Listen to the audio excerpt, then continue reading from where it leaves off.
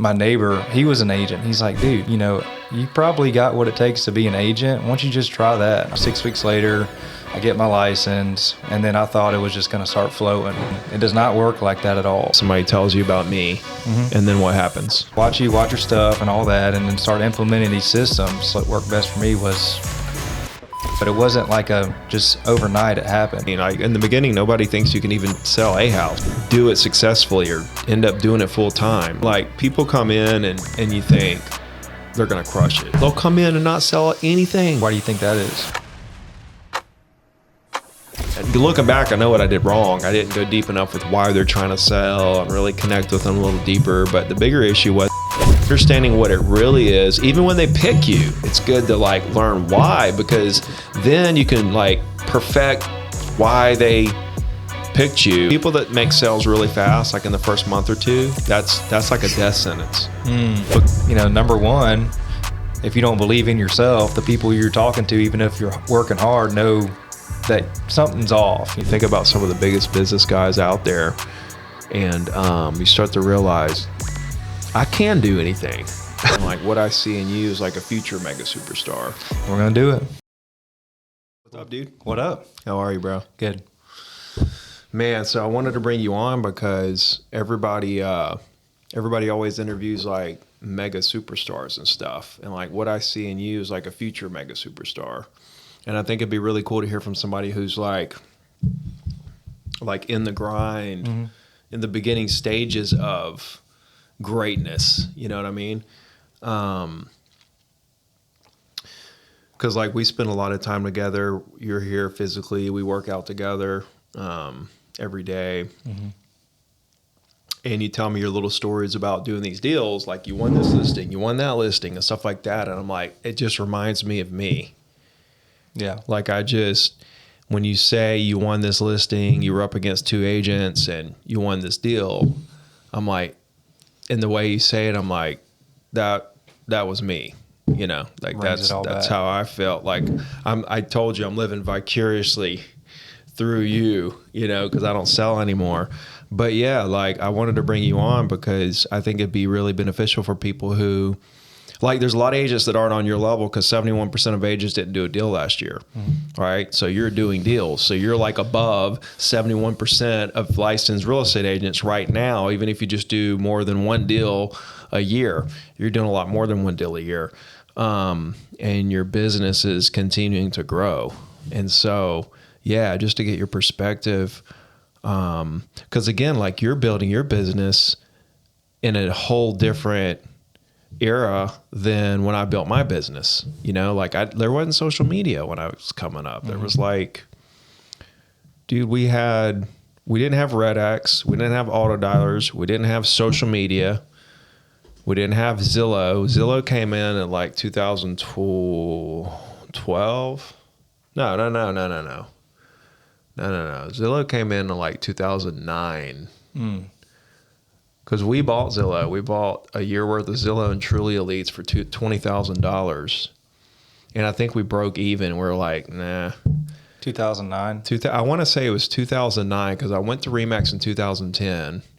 And I remember that year that we bought the leads, we were still at the previous company. So it had to have been 2009 because I got back in 2008. And then I was at Pool & Associates from 8 to 10. I went to RE/MAX. And then Dad got back in 2009 because we both went and worked on oil rig for a couple years, and he stayed out there an extra year. They laid me off, and but he came back in, and then Zillow came on the scene, and we're like, yeah, we'll buy these leads. We didn't know what they were, we didn't know what it was, but anyway, we didn't have all the stuff they have now. A lot easier nowadays. It's crazy to think about, but yeah, tell everybody more who you are, where you're from, a little history, and give us some sales data from the past 12 months and stuff. Yeah, so Chris Whitley, I grew up 30 minutes north of here, Robertsdale, so pretty much 30 minutes north of Gulf Shores. So, it's right down the street pretty much. We're down here every weekend when I was growing up, and then me and my wife, we moved down here about 8 years ago. So pretty much, from here. And so how I really got started, we moved into our new house, and I was going around door knocking about a pressure washing company I was going to start. You know, like I didn't know what I was going to do or what was going on. You know, we just bought a new house and everything. So my neighbor, he was an agent. He's like, dude, you know, you probably got what it takes to be an agent. Why don't you just try that? And I was like, sure, I'll try anything, you know. And he sent me a link to the website to do it. You know, 6 weeks later, I get my license, and then I thought it was just going to start flowing, you know, start coming in to me. Like I wasn't going to have to do anything. People were just going to call me and ask me to do their deals or whatever. Mm-hmm. And it does not work like that at all. So I still had a full-time job for about a year and a half when I had my license, so technically. And then one day I came across you. One of your agents kind of told me about you. So I went across your stuff and everything, and I was like, you know what? Let me try to give this a go. So how long ago was that? March of 2024. So less than a year, about a year ago. Yeah, a little less than a year ago. So up to that point, what was your success level with real estate? One deal. So you did one deal. You got licensed when? Let's see, July 2023. Okay. Yeah. So about less than 2 years ago. Right. So less than 2 years ago. And then first 8 to 10 months, you do one deal. And then somebody tells you about me. Mm-hmm. And then what happens? So what happens after that, you know, watch your stuff and all that, and then start implementing these systems. You know, first thing, I tried everything, you know, door knocking, calling, bought leads, you know, just like pretty much everyone else does. You know, the FISBOs, all that stuff. And kind of found out what worked and what didn't for me. You know, everything works, but, you know, what worked best for me was calling people on the phone, because it was so easy too, especially when you're down here at the beach. You know, you pull up a condo, you can just call them and stuff. So it was super easy to do that. And so, yeah, that's how pretty much got started. But it wasn't like just overnight it happened. Mm-hmm. You know, this stuff, it takes time, especially, you know, last year I say it's a election year. So, you know, people were kind of down, didn't know what was really going on, kind of waiting around and stuff. But, you know, people are still buying and selling every day. So I was like, you know, there's no reason to give up now, and especially 3-4 months in.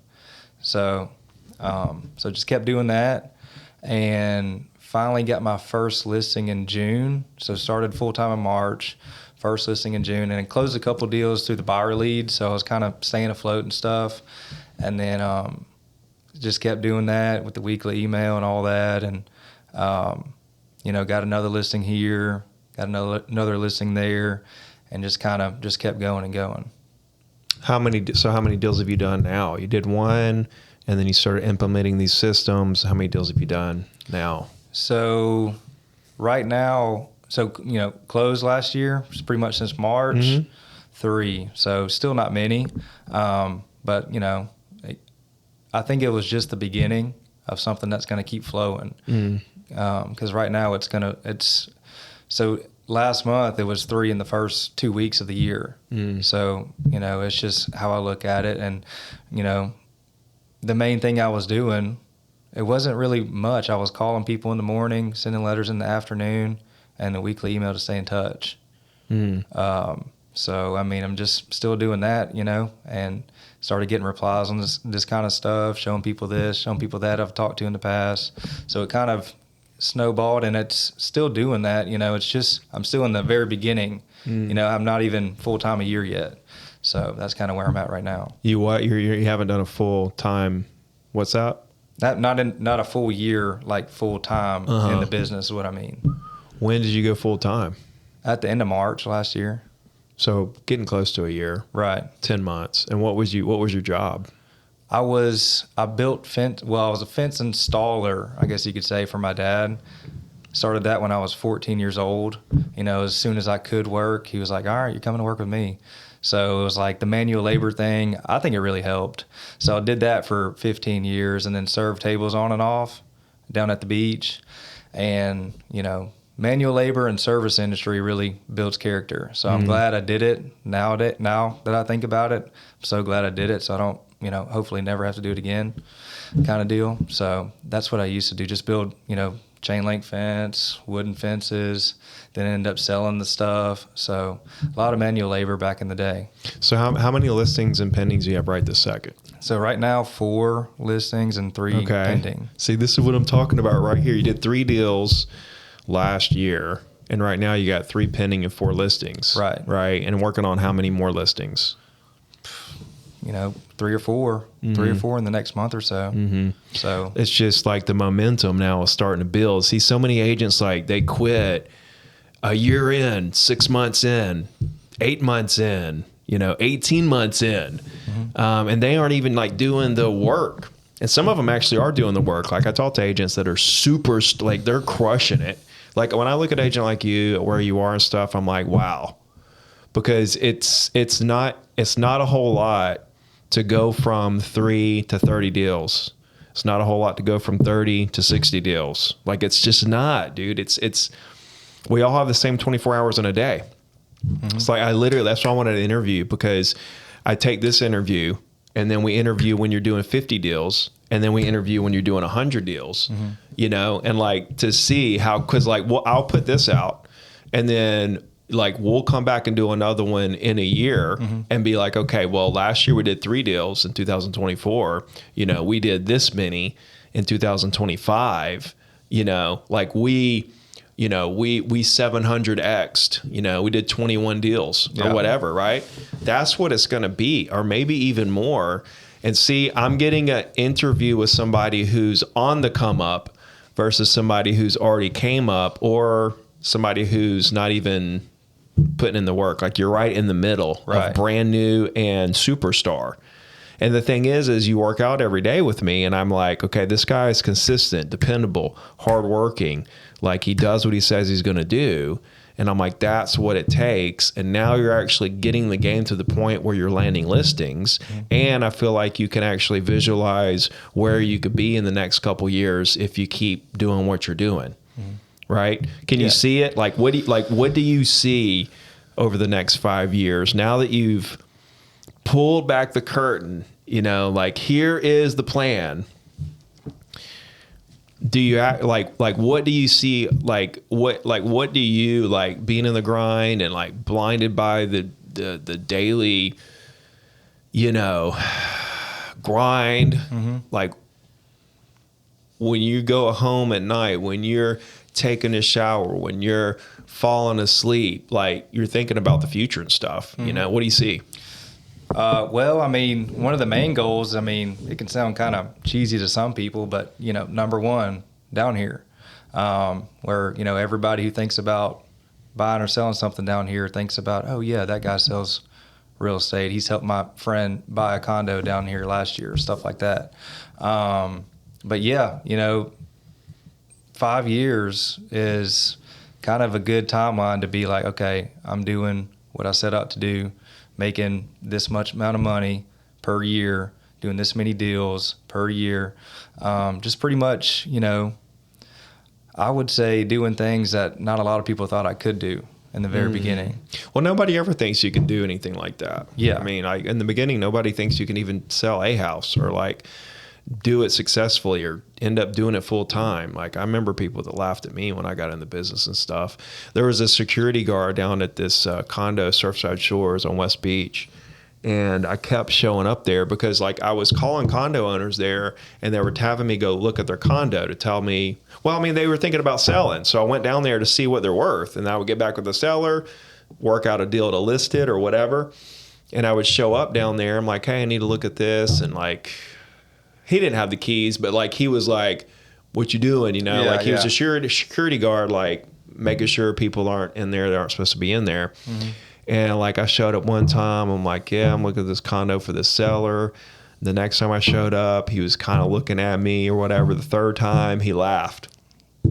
He was like, here you go again. And they're trying to sell these condos. And the way he said it was like, there's no way you're ever going to sell one of these condos. Yeah. He was like, the way he said it, it was like, there's no way that you're ever going to sell one of these condos, man. Who are you kidding? What are you even trying for? It's not going to happen. Right. Mm-hmm. And I was like, the whole time I was thinking in the back of my head, like, I'm talking to these owners and they tell me they want to sell, and like, they're not working with other agents. And right. Yeah. Like, I'm fixing to list these properties, bro. And then like in the next 3 months or so, I sold like 6 of them. Just like that. But yeah. everybody, a lot of people, because like 71% of people don't sell anything last year. So obviously people are going to think you're in that group automatically. They know somebody that didn't make it in real estate. And people have seen so many agents come and go. Their friends will get in the business, or somebody they know will get in the business, or real estate agents they don't know reach out talking to them buying or selling. Next thing that person knows, that agent's not even an agent anymore. They're doing something else. They're working at Lowe's. They're working at Target. They're landscaping. They're doing this, doing that. It's like, okay. People have seen so many agents come and go out of the business. Whenever you show up, they're like, oh, here's another one. They automatically think it. You said you told me like you've won a couple of interviews. They'll be interviewing 2 or 3 agents or whatever. The seller will come back and say, hey, we're going with you. Take me through one of those stories. Like, what happened? So one of them recently, I think it was like a week ago. It was one of the coolest ones I've been through because, I knew I was in competition and I implemented all the systems that I've been working on. So how this started was I was calling expired listings, something that came off the market, and connected with this owner. He had a house down in Gulf Shores. They were selling because his family couldn't get down. They're from Oxford, 6-hour drive, couldn't get down. Didn't have to sell kind of deal. And, we just had a good conversation, connected, got the email, stayed in touch. And that was in October of last year. So October 2024. And then I get a reply on a weekly email in the 3rd week of January. And the guy says, hey, Chris, I'm looking to sell my house. Is there any way you can meet me Saturday? And, me, a new agent, implementing all these systems and everything, I see one of these messages and it just like lights me up, It like fire. So you met him and talked to him and then started sending them weekly email. Right. And then he hit you back on the weekly email, just replied to the email. Exactly. Uh-huh. So set up a time or whatever for Saturday. And he told me at the appointment, like we were going through the house or whatever, normal thing, take me through, show me what's going on. He told me beforehand, he's like, hey, still thinking about going with this other agent who previously had it listed for 6 months or whatever. So they had a relationship themselves. And this is the first time I've met the guy in person. I mean, we talked and stuff and connected that way, but, met in person and talked for about an hour. He's like, all right, well, cool. Well, thanks. And I'll let you know something by the end of the day. And so for 3-4 hours, I wasn't really pacing around, but I told myself I wasn't going to be disappointed if I didn't get it. But, deep down, I wanted it. I mean, it is what it is. I did want it. And, he called me and I was like, all right, here we go. And then he's like, hey man, we're going to go with you.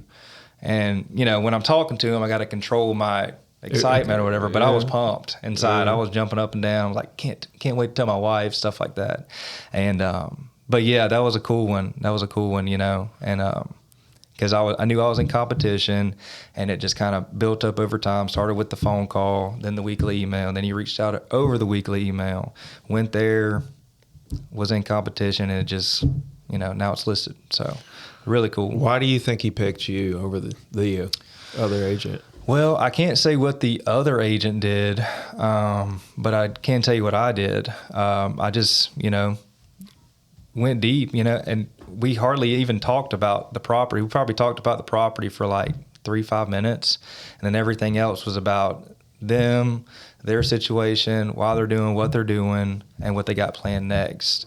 So we just went deep with that, and you feel when you have a good connection with somebody, and when it's that kind of thing or anything.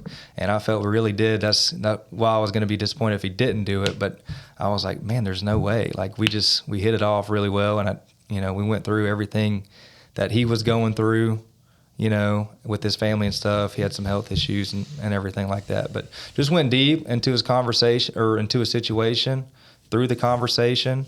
So, if I had to pick something, that'd probably be it. Was his wife there? Yeah, his wife was all there. That? His wife was there. So you were driving with both of them? Well, that's the thing. I mean, his wife was the sick one, so she was there, but wasn't there kind of deal.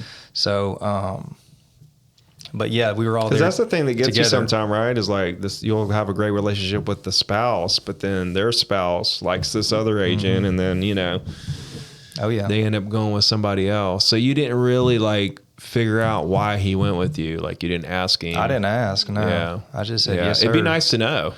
Yeah. I mean, I guess I could ask, but I would. It would be nice to know.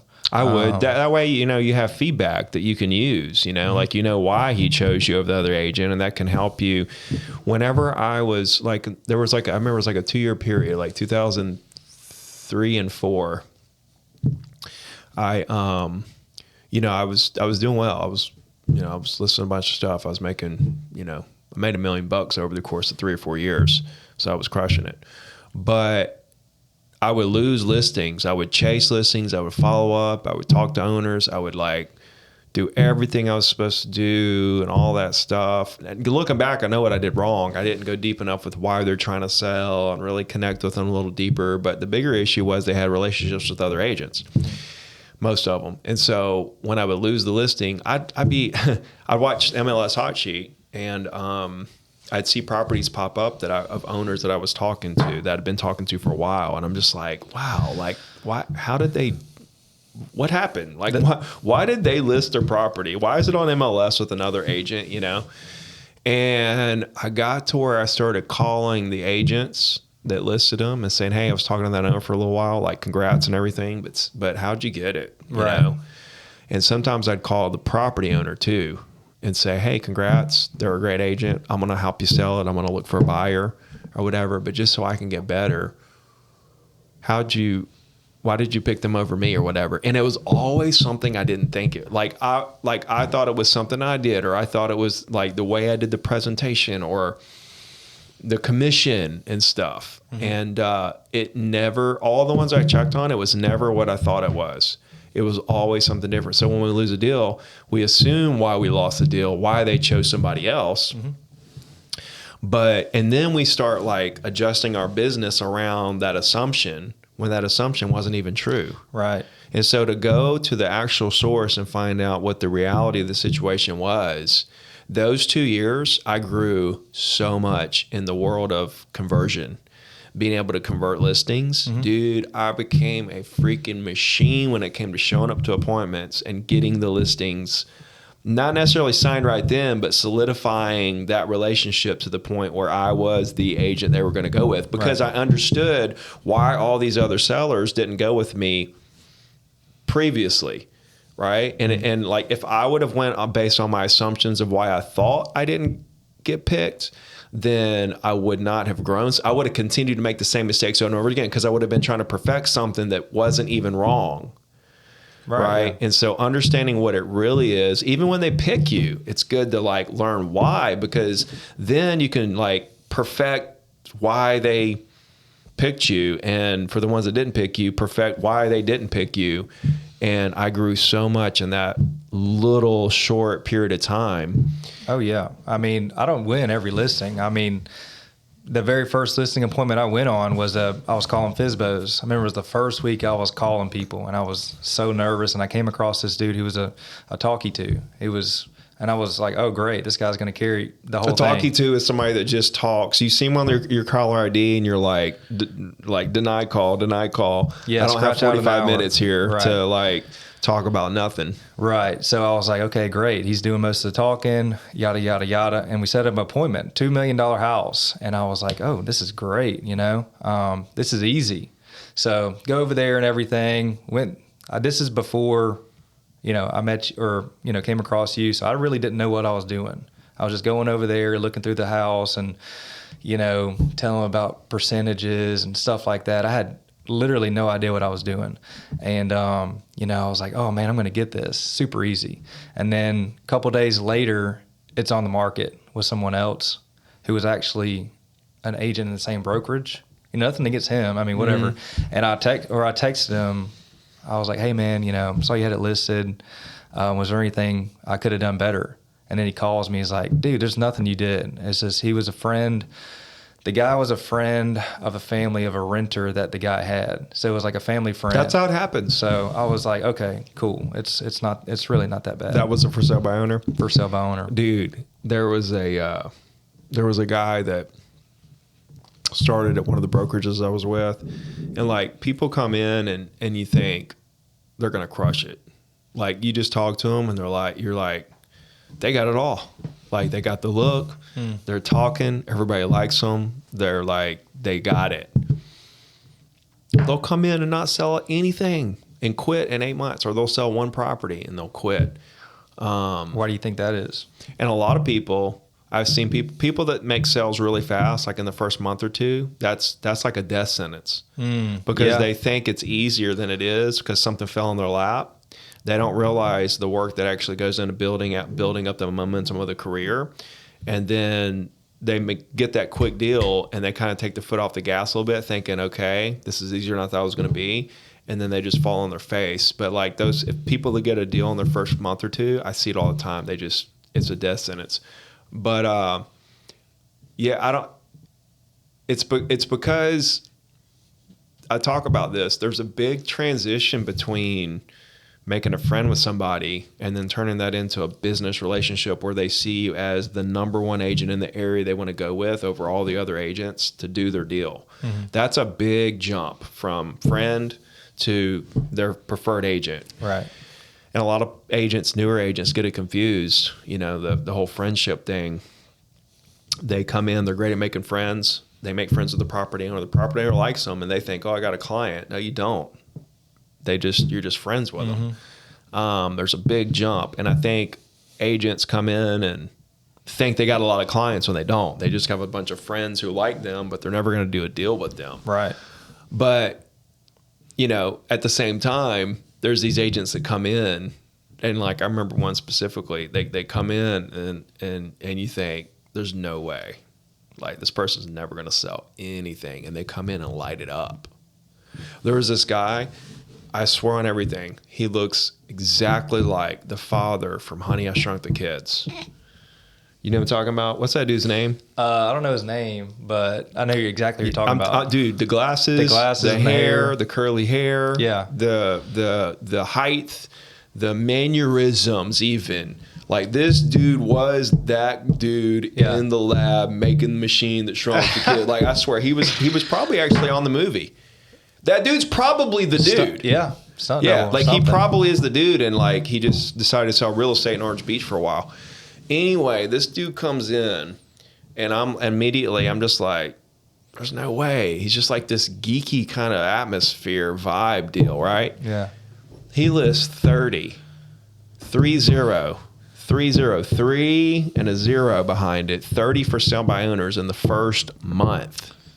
The first month. He's one a day pretty much. The first month. And he's listing them at 5 and 6%. It's not like he's saying, hey, I'll do it for this, or like he's listing them at regular commission prices for sell by owners, people that don't want it. Like you get a for sale by owner on the hook, you pretty much got to follow up until they want to throw the towel in, and then all that stuff. Yeah. And this dude, I don't know what he said to him. I don't know what his game was. I never figured out what he did. So you never got the story of what exactly he was doing? I never did understand. I think I talked to him one time about it, and he would just kind of act like it wasn't no big deal. Oh, just talk to him, and, you know, we just worked a deal. Like, he didn't really give me any, you know, maybe it's because he was a famous actor. Who knows? He might have used that. But, like, then he turned into this mega commercial agent. He still is. But I remember when he started, right when he got his license. So like agents come in and you think they're going to crush it and they fall on their face. And agents come in and you think they're going to fall on their face and they crush it. I quit trying to figure out what agents are going to crush it and what agents, like, I never know, dude. Do you just think it takes time? Like however long they just got to keep doing what they're doing, or no, you just don't know? There's an it factor. Dude, I know a guy that made 86,000 calls and never got a single deal.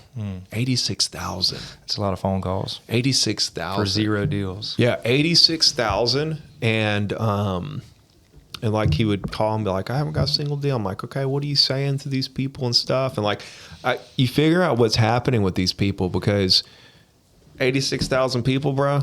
A lot of people in there are buying and selling properties. All right, why aren't they doing it with you? And it's all in the communication. So what I'll find with these guys, that they just keep the same script and the same like strategies and the same objectives and the same strategies and what they're trying to do and how they're trying to convey it and how they articulate. They do it exactly the same. They don't care if it doesn't work. They just keep it. There was this guy, and he did these handwritten letters, not the ones I do. Okay. This dude did a whole different deal. And he would write these handwritten letters, man, they were insane. And then on the envelope, he would write all this stuff on the envelope. So he'd handwrite the envelope, but then he'd write little notes on the envelope. Just too much. Yeah, he'd write little notes on the envelope, like here for your business, or like, love referrals, or like I'm here for you, or we're the number one in the country, or like he just would write. Yeah, way too much.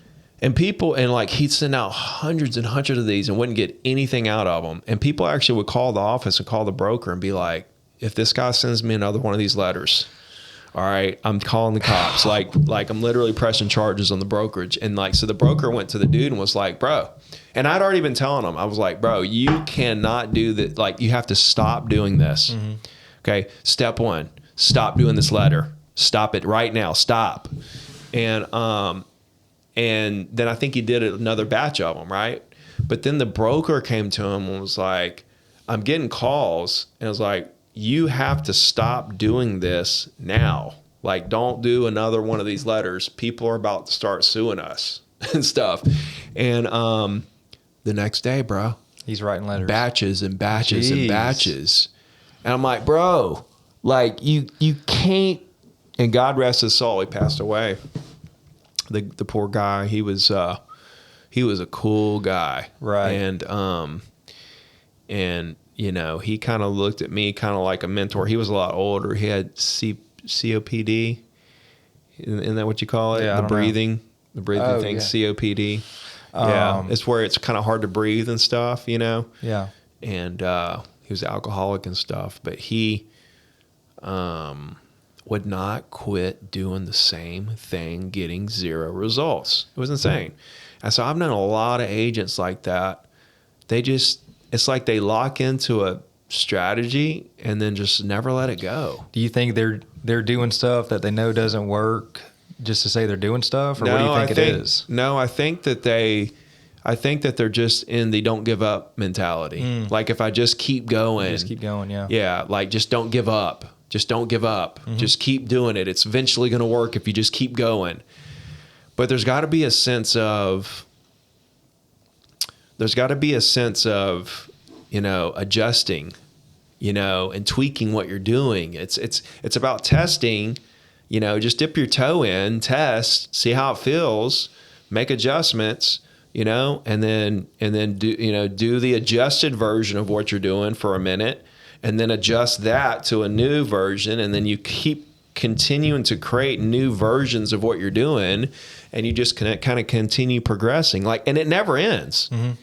It never ends, dude. Like, the progression of adjusting your versions around whatever the activity is, with the output of production is constantly in motion. I don't care how good you get or how big of a business you build. You can continue. It's never ending. Right. Yeah. I'm still learning every single day, Me too. Yeah. But like, these guys start out and then they don't adjust. It's believe 100%, work hard, adjust, and be patient. That's the 4 keys to success. Like, if somebody is not succeeding or succeeding at the level that they want to, I can sit down for 5 minutes and tell you, based on those 4 things, that's the ingredients. Which of these 4 things, right? You either don't believe 100%, and that shows in your work. You either aren't working hard.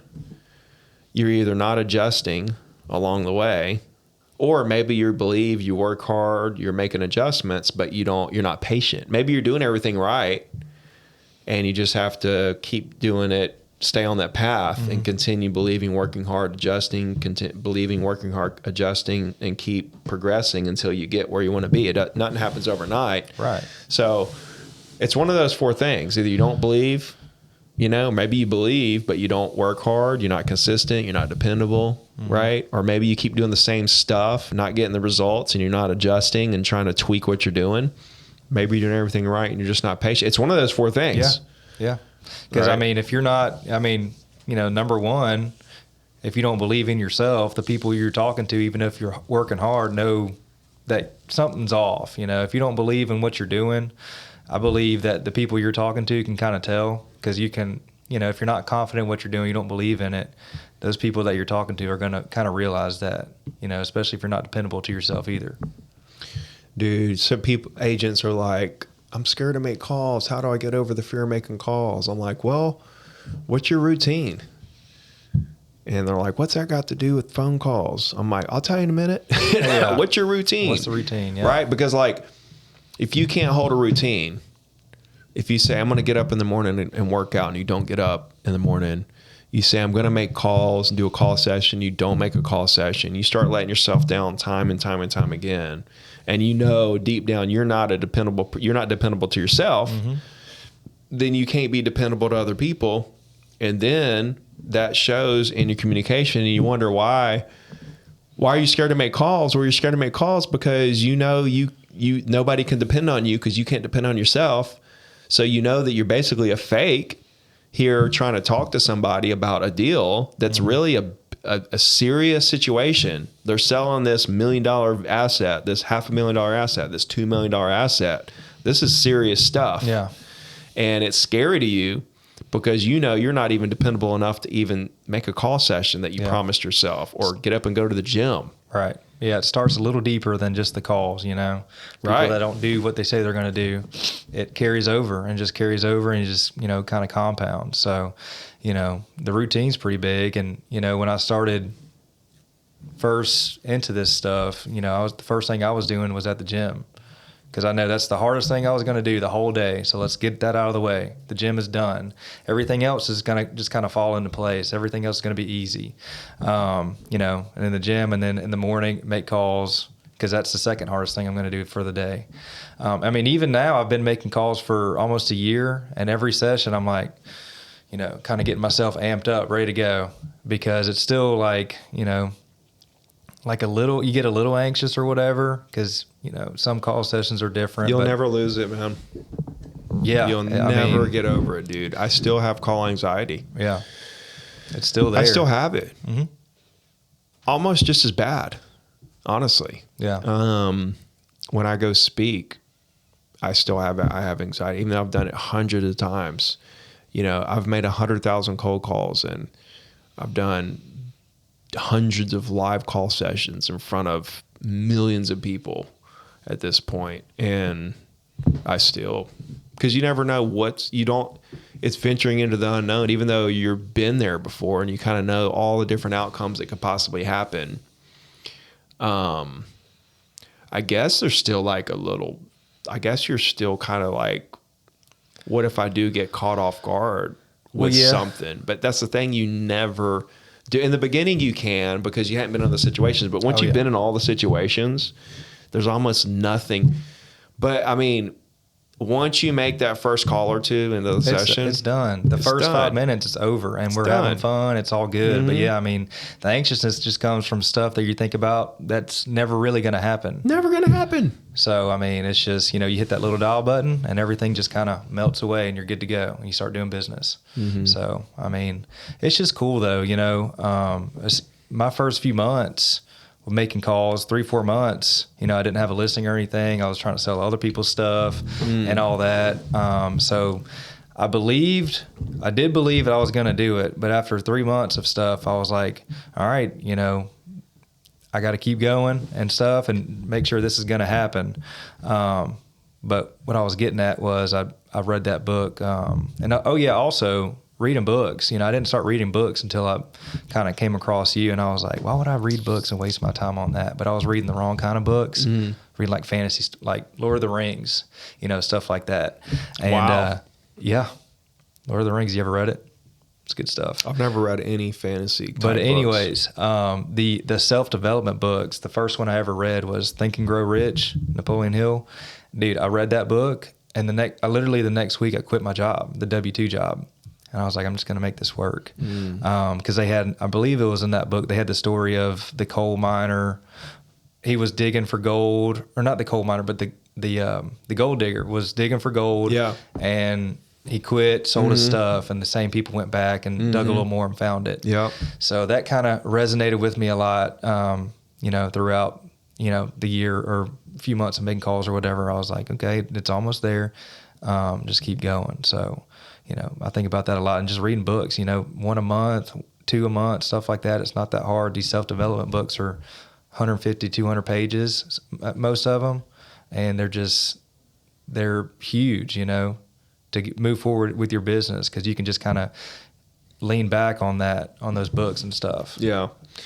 Anything is freaking possible. That's what you start to realize. Yeah. Yeah. And you start reading some of these.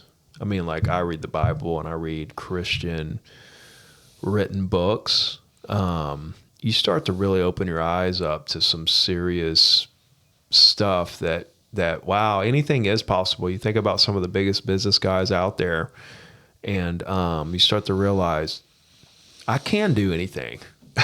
You are told your whole life you could do anything, and then you grow up and it's like, I don't know if I can do anything, but you really can. Yeah, you can, for So sure. I think it's pretty important for people to know, like, just bring it back to your childhood when you really thought anything was possible. Yeah. Add that to reality of that it is, if you believe it, and you can put together a plan and make it happen, bro. Looking forward to doing another interview with you, man, when you hit 50 deals this year.